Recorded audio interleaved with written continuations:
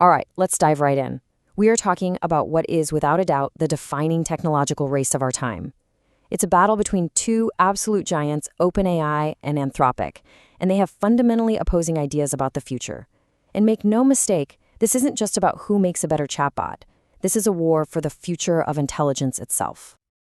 And this quote, it just nails the situation perfectly.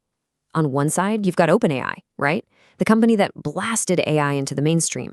And on the other, you have Anthropic, a company literally founded by former OpenAI leaders who got worried, thinking things were moving way too fast with too many risks. So this is a fundamental clash over how AI should be built and who it should be built for. And here it is, the core conflict in a nutshell. OpenAI's strategy is an all-out, aggressive moonshot. They're all about speed and massive scale to capture the entire market. Anthropic, though, is taking what you'd call a disciplined approach. They are prioritizing safety and reliability, even if that means they have to move a little bit slower. But this rivalry wasn't just born in a boardroom. To really get it, you have to rewind the clock, because it all started with a huge disagreement that happened deep inside OpenAI itself. So this timeline, it shows you a really clear pattern. It all kicks off back in 2021 when some of the top researchers, seriously, the key people, got so worried that OpenAI was becoming reckless that they left to start Anthropic. Then, in 2022, they made a massive decision.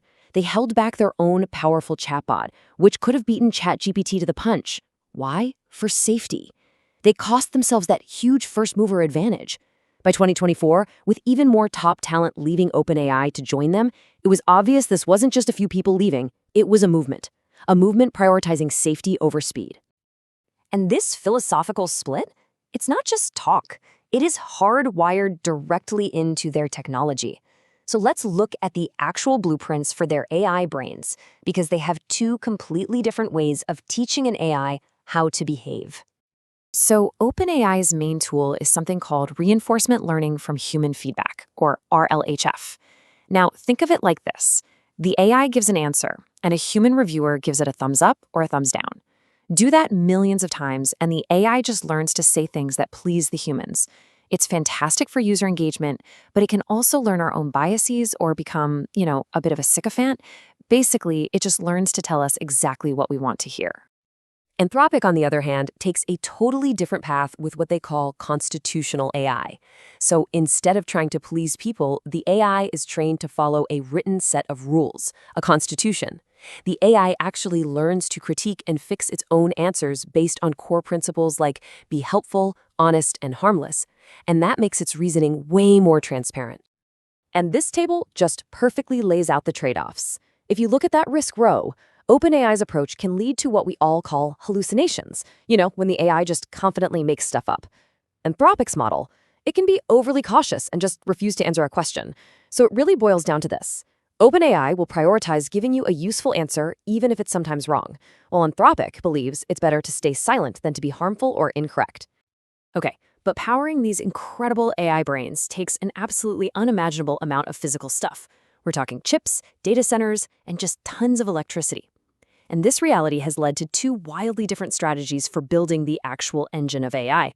OpenAI's strategy is simple: total control. They're betting everything on vertical integration, which means controlling every single piece of the supply chain. They want to design their own chips, build their own massive data centers, and even lock down their own power plants, all to get rid of any potential bottlenecks. And to really wrap your head around the sheer scale of this ambition, just look at this number. $100 billion. That's not for the whole company. That is the initial projected price tag for just one supercomputer project. It's just staggering.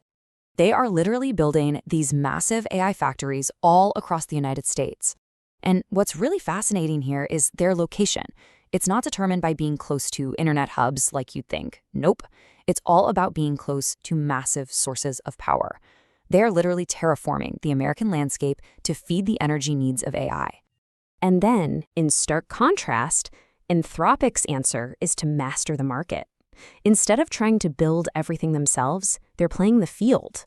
They are using the cloud wars between Amazon, Google, and Microsoft to their absolute advantage. So the crucial point here is Anthropic's brilliant division of labor, as you can see in this table. They use Amazon's AWS and its custom chips for the really heavy lifting of training their models. Then they use Google Cloud for efficiently running the models for all of us users. And finally, they use Microsoft Azure to get access to standard NVIDIA GPUs for the widest possible compatibility. This whole strategy gives them incredible resilience. If one supplier has a problem, they can just shift the work over to another. It's a really smart move. Now, these fundamentally different infrastructure strategies, they directly fuel their go-to-market plans. And this has created two very, very different kinds of businesses, both aiming to make money from artificial intelligence. OpenAI is busy building a consumer empire. The vast majority of its revenue, we're talking around 73%, comes directly from millions of us, individual subscribers paying for stuff like ChatGPT Pro. Their entire model is built on mass adoption. Now just look at this, a complete reversal. Anthropic is building an enterprise fortress. A staggering 85% of their revenue comes from businesses. They've completely flipped OpenAI's model. They are focusing on high-value customers in regulated industries like finance and healthcare, where, you guessed it, their big emphasis on trust and safety is a massive selling point. And here is the really surprising result of that focus. While OpenAI absolutely dominates the headlines and the consumer market, Anthropic's quiet, cautious, business-to-business strategy has allowed it to silently overtake OpenAI in the incredibly lucrative enterprise market. And that's where the real money is being spent today.